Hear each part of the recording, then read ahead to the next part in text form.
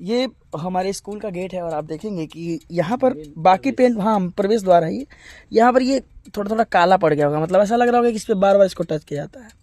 ये जानते हैं क्यों ऐसा है? जो इसमें पढ़ा होगा या जो ऐसे किसी भी विद्यालय में पढ़ा होगा वो जानेगा कि जब हम लोग अपने इस स्कूल में आते थे तो एक तो हम लोग को संस्कार ही ऐसे मिले शिशु मंदिर में पढ़ने की वजह से कि हम लोग जानते थे कि ये महज एक मकान या बिल्डिंग या स्कूल नहीं है, यह एक मंदिर है।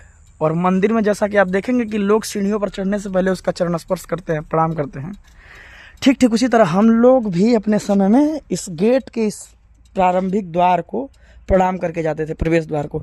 तो देखेंगे यहाँ धब्बा पड़ गया है, तो मुझे ये देख के सुकून मिल रहा है, अच्छा लग रहा है कि आज भी इस स्कूल में जो बच्चा, चाहे जितना बच्चा पढ़ता हो, 200 300 250 जो भी पढ़ते हो, वो वहाँ आज भी लग रहा है उस प्रथा का पालन करते हैं और वहाँ प्रणाम करके जाते हैं। मैं और मेरा दोस्त अभी हम लोग एक ही साथ हैं, तो हम लोग सोचे, हम लोग गए थे थोड़ा वो क्रेशर वगैरह पे, हम अपना ब्लॉग डालेंगे उसमें दिखाएंगे। मैं ये बात इसलिए दिखा रहा था, अब तो ये बिल्डिंग बन गया है, वो उस समय भी हम लोग इस स्कूल के छात्र रहे हैं जब झोपड़ियों का स्कूल था। हालांकि वो समय बहुत धुंधला धुंधला सा लगता है, बहुत कम याद आता है, लेकिन कटरैन वाला तो एकदम ठीक ठीक याद आता है। ये मकान तो हम ही लोगों के समय में लिंटर उंटर हुआ था, जो सामने दिख रहा है, तो ये वही गेट है। हाँ, वो हम लोग का 10वीं का क्लासरूम वो रहा था, ये लास्ट वाला।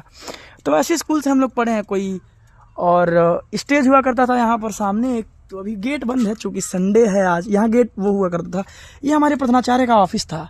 और उस जमाने में अभावों के मतलब समय में प्रिंसिपल ऑफिस क्या खूबसूरत लगता था। कोई चप्पल जूता पहन करके, चाहे वो कितना भी बड़ा अधिकारी हो, वहाँ प्रवेश नहीं करता था।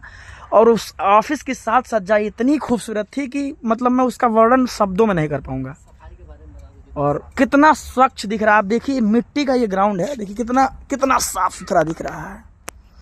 और मैं तो अपने पिता के तुरंत बाद अपने प्रधानाचार्य को स्थान देता हूँ। मेरी ज़िंदगी मतलब ये एक ऐसे शिक्षक रहे जिनका प्रभाव मेरे पूरे जीवन पर पड़ा।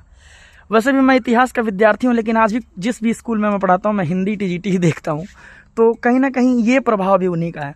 और मैं ये इसलिए दिखा रहा था कि आज के ज़माने में कॉन्वेंट स्कूल में या इंग्लिश मीडियम के किसी भी स्कूल में, किसी भी एकेडमी में बच्चे जाते हैं तो टीचर्स को गुड मॉर्निंग विश करने में उन लोगों को झेप महसूस होती है। चरण स्पर्श करना तो बहुत बहुत मतलब बड़ी बात हो गई।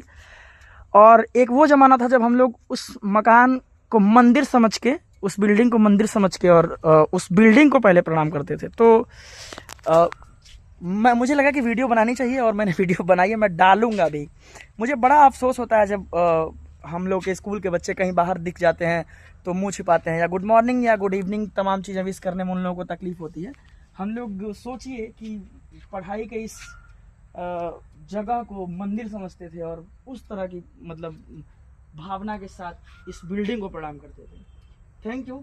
और भी बहुत सारी चीज़ें हैं जो मतलब बताने लायक हैं। कभी मैं प्रार्थना के समय यहाँ पहुँचूँगा, पता नहीं उस तरह की साज सज्जा या उस तरह के बच्चे हैं कि नहीं, लेकिन यहाँ का प्रार्थना एक बार अगर यूट्यूब पे पड़ जाए तो मुझे लगता है कि मतलब वायरल तो हो ही जाएगा। जितनी सुव्यवस्था के साथ प्रधानाचार्य जी अपना सब कुछ सेट कराते थे, सेनापति होता था, 3 लड़कियां सामने आती थी और एकदम नीचे बैठ करके सभी लोग प्रार्थना करते थे घंटों घंटों तक। एकात्मता स्तोत्रम, मंगलवार है तो हनुमान चालीसा, हनुमान जी की आरती तक हमारे स्कूल में होती थी। हर मंगलवार शनिवार को टीका लगाया जाता था। कितना सब कुछ बेहतर था, मतलब हम बयान नहीं कर सकते। और मुझे तो बहुत शर्म लगती है, हम लोग उस मानसिकता के या उस विचारधारा के कभी हो ही नहीं पाएंगे कि हम लोग आके प्रधानाचार्य से इस तरह का बात कर पाएँ।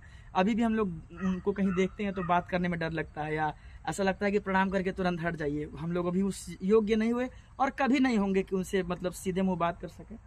हालांकि मुझे लगता है कि हमारे क्षेत्र के जो भी बढ़िया यूट्यूबर या क्रिएटर हैं उनको आकर के एक दिन की पूरी दिनचर्या शिशु मंदिर की दिखानी चाहिए, क्योंकि आज लोग बहुत तेज़ी से शिशु मंदिर की तरफ से विमुख हो रहे हैं, भाग रहे हैं इंग्लिश मीडियम की तरफ। तो कहीं ना कहीं आपके बच्चों में संस्कार और संस्कृतियों का ह्रास हो रहा है और उसका बहुत बहुत बहुत बड़ा इफेक्ट आपको जीवन में देखेगा।